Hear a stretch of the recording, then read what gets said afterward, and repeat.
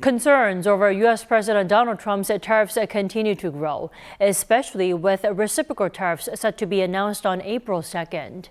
And South Korean officials are particularly on edge as the White House mentioned Korea as one of its major trade deficit countries ahead of the tariff announcement. For more, we have our Lee Soo-jin here in the studio to tell us more. Welcome back, Soo-jin. Good to be here. So Soo-jin, first off, walk us through what Trump has said about tariffs thus far. Sure. So Trump has announced plans to impose reciprocal tariffs starting April 2nd, targeting countries that impose high tariffs against U.S. exports by assigning them each with a reciprocal tariff number. Here's what Trump said regarding his tariff plans. Other countries have used tariffs against us for decades, and now it's our turn to start using them against those other countries. April 2nd, reciprocal tariffs kick in. And whatever they tariff us, other countries, we will tariff them. That's reciprocal, back and forth. Whatever they tax us, we will tax them.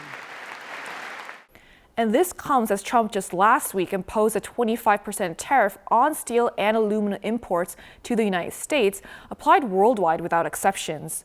While Canada, the largest supplier of steel and aluminum to the U.S., was expected to face the biggest impact as it accounts for 23% of total U.S. steel imports and about 60% of aluminum imports, South Korea was still significantly affected, ranking fourth in both categories. This ends South Korea's duty-free quota system for 2.63 million tons of steel products, which began in 2018, meaning that from now on, South Korean steel exports to the U.S. will be subject to standard tariffs. And the tariff on aluminum has also been increased from 10% to 25%.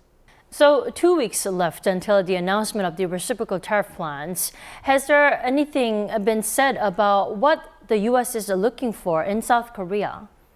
So nothing in detail has been said, but so far it doesn't seem to bode well for Korea. A top economic aide to the White House, U.S. National Economic Council Director Kevin Hassett told CNBC on Monday that trade deficits with Europe, China, and South Korea have persisted for years, claiming that deficits are attributable to the country's high tariffs and non-tariff trade barriers. And since South Korea and the U.S. have a free trade agreement that removes tariffs on most items, Hassett's statement is raising expectations of increased pressure on South Korea to lower non-tariff trade barriers. Let's take a listen to what an expert said. The Trump administration is focused on fixing trade imbalances and seems to be taking a one-on-one approach with countries that have large trade deficits. For South Korea, this could mean either imposing tariffs to reduce imports or negotiating to lower barriers, so South Korea can import more from the U.S. Soo-jin, this week, an official from the Trump administration has mentioned the so-called Dirty 15 partners. Tell us more about that. Sure, so this Fox News interview has gained a lot of traction here in Korea as there is a possibility that Korea will be included in the Dirty 15. U.S. Treasury Secretary Scott Bessent on Tuesday said that there was 15 nations, which he referred to as the Dirty 15, that are imposing substantial tariffs on the U.S. He did not clarify which nations were on this list, but Trump has previously highlighted South Korea as one of the countries that he claimed was unfairly benefiting from trade imbalances. South Korea's trade surplus with the U.S., which represents a trade deficit for the U.S., rose for 5 straight years to reach over $55 billion last year. Bessent also said that come April 2nd, each country will receive a specific reciprocal tariff number deemed fair by the U.S., and that Dirty 15 countries are likely to face higher tariffs due to perceived unfair trade practices. But again, we don't know the details as to what those numbers will look like yet, as they're still being calculated by the U.S. Trade Representatives and the U.S. Commerce Department.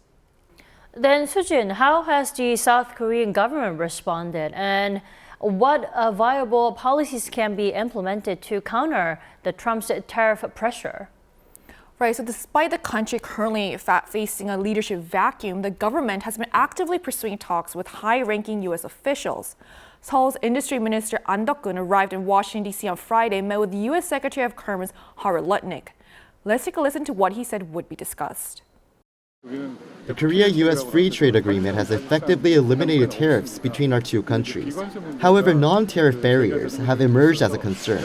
We are actively addressing these issues domestically and will communicate our progress to our U.S. counterparts.